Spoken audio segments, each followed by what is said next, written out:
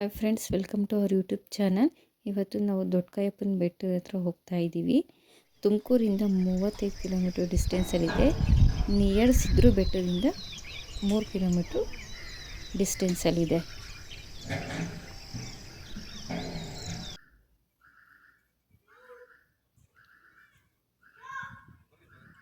ಇದು ಆಂಜನೇಯನ ದೇವಸ್ಥಾನ. ಇದು ದೊಡ್ಡ ಕಾಯಪ್ಪನ ಬೆಟ್ಟ ಅಂತಲೇ ತುಂಬಾ ಫೇಮಸ್ಸು. ಹೆಲ್ತ್ ಇಶ್ಯೂ ಇರೋರಿಗೆ ಮತ್ತು ತುಂಬ ಮನೆ ಕಡೆ ಪ್ರಾಬ್ಲಮ್ಸ್ ಇರೋರಿಗೆ ತುಂಬಾ ಒಳ್ಳೆಯದಾಗುತ್ತೆ ಇಲ್ಲಿಗೆ ಬಂದರೆ. ಇಲ್ಲಿ ಒಂದು ಕಲ್ಯಾಣಿ ಇದೆ. ಆ ಕಲ್ಯಾಣಿಲಿ ಸ್ನಾನ ಮಾಡಿ ದೇವಸ್ಥಾನದ ಪ್ರದಕ್ಷಿಣೆ ಬರಬೇಕು.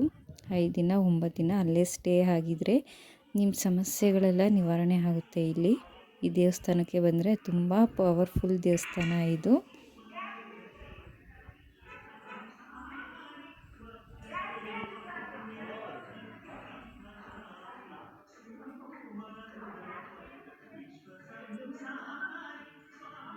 ಎಷ್ಟೊಂದು ಜನಕ್ಕೆ ಹೆಲ್ತ್ ಇಶ್ಯೂಸ್ ಇರೋ ಸರ್ಜರಿಗೆಲ್ಲ ರೆಫರ್ ಮಾಡಿರೋ ಅಂಥ ಪೇಷಂಟ್ಗಳೆಲ್ಲ ಗುಣಮುಖ ಆಗಿದ್ದಾರೆ ಇಲ್ಲಿಗೆ ಬಂದು.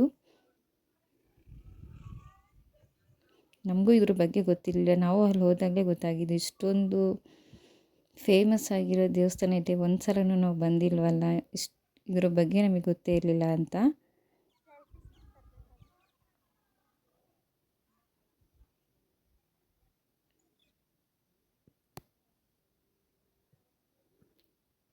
ನೋಡಿ ದೇವಸ್ಥಾನ ಎಲ್ಲ ಹೇಗಿದೆ, ಸುತ್ತಮುತ್ತಲು ಹೆಂಗಿದೆ.